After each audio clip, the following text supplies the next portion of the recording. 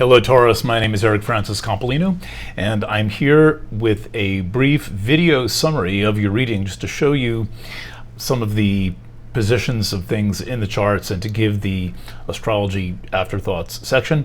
If you're watching this on YouTube as a free promo, there are 3 additional sections of this reading. 2 of them are audio astrology readings, and then a third one is a video tarot card reading, so those are available for you.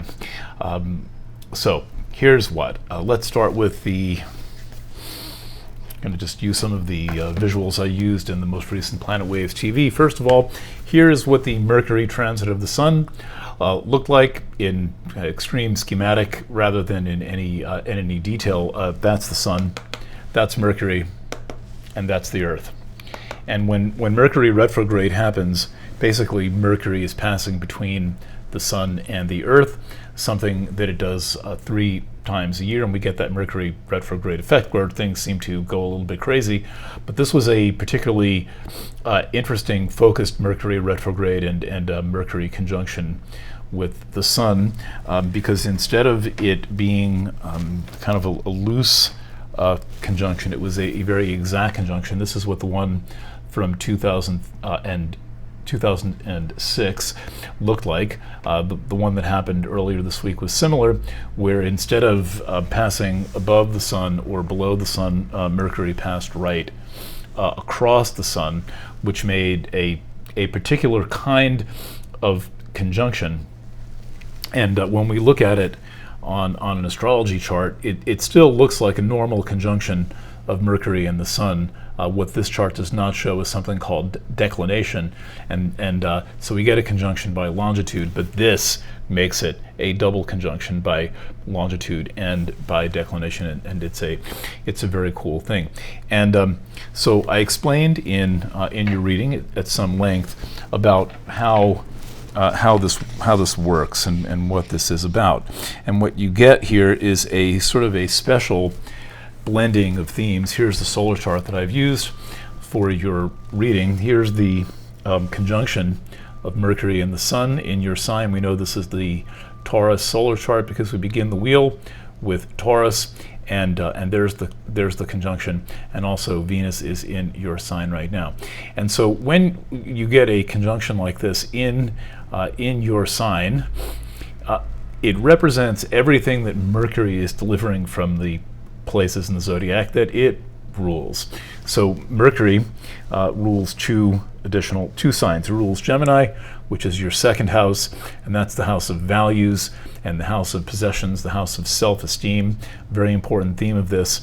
And it rules Virgo, which is your 5th solar house, and Jupiter happens to be there, putting a lot of highlight onto your 5th. And so first of all, what we get with this special, spectacular alignment is a complete merger of the themes of the Sun in Taurus, the Sun in your sign, that represents you in astrology, with the themes of the 2nd house, that's right here, that's your values, possessions, and self-esteem, and the 5th house, your creativity, your passion, your desire to do fun, potentially slightly dangerous things, or things that you would not do in the course of normal life, but you're being given a chance to bring that creativity and passion and sexuality into every facet of what you do. That's the nature of this kind of extraordinary conjunction that has not happened for 10 years now. It just happened in your sign, which means to you.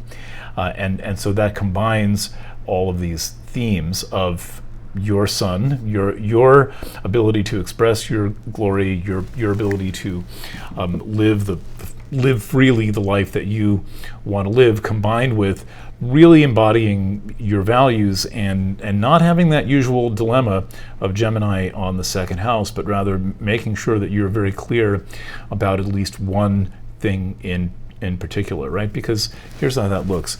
You have Taurus on the 1st house, but you have Gemini on the 2nd, the house of your values.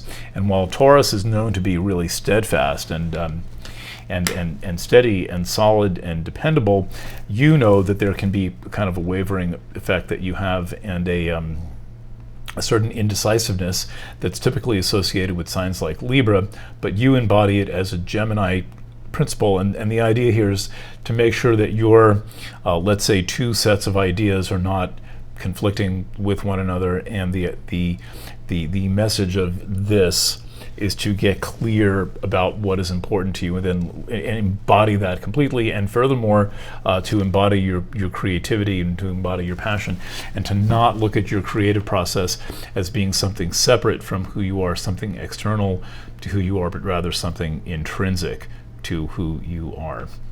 Okay, and I talk a lot about how to do that and what that entails. The other thing I want to demonstrate is the way in which the action of Mars is involved in your chart. Now, I mentioned a lot about the 12th house. The 12th house is the house above your sign here. So this is the 12th. You can see it's indicated on this chart. We know it's the 12th because the 12th in the solar chart is going to be covered by the sign right before your own, and that would be Aries. And this is a curious placement because when you have Aries as your 12th house, it's like you're almost on a constant search for yourself, right?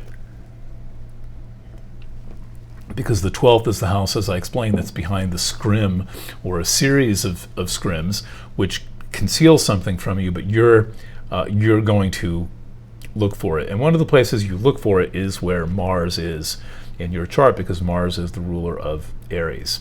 And what we find is Mars doing something quite extraordinary, which is it too is in retrograde motion from the sign Sagittarius in your 8th house, which is what you might think of as the shared religion that you have with people that you're in relationship with, the shared contract with reality. And Mars is retrograding into your opposite sign, Scorpio.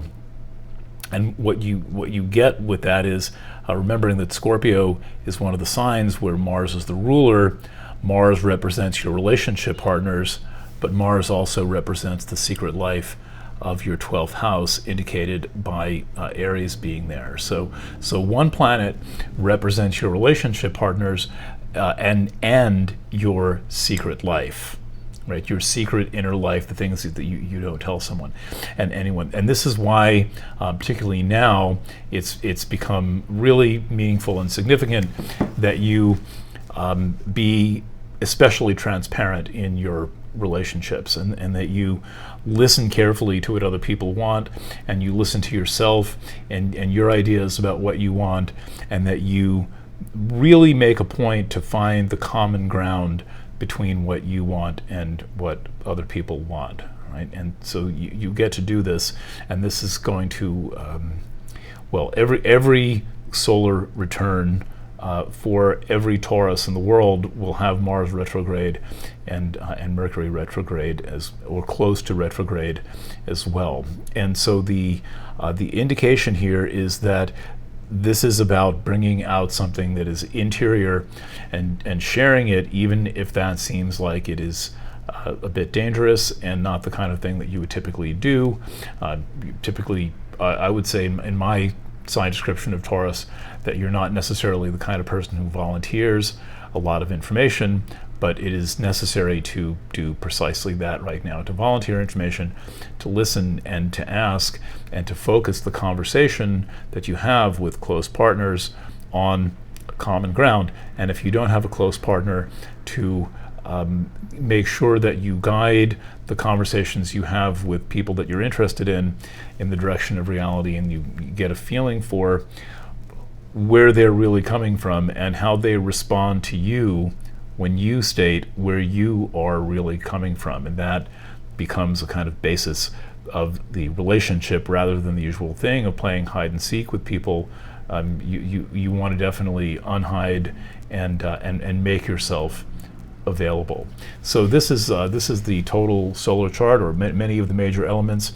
I described them all in the previous 70 minutes discussion of astrology. That's in a 30 minute first section, a 40-ish minute second section, and then I'm about to do a tarot reading for your sign using the Voyager deck by Dr. James Wanless, an awesome tarot deck, and I've been doing these now for about I guess around 61 or 62 months, so I've got a lot of experience doing this, and they are almost always fantastically interesting, even to me, who's read cards for thousands of people many times. it's a cool thing. So check out the Taurus birthday reading. If you have not already, if you're not one of the customers, this is doubling as a visual description of your charts, as well as a promo for people who have not signed on quite yet.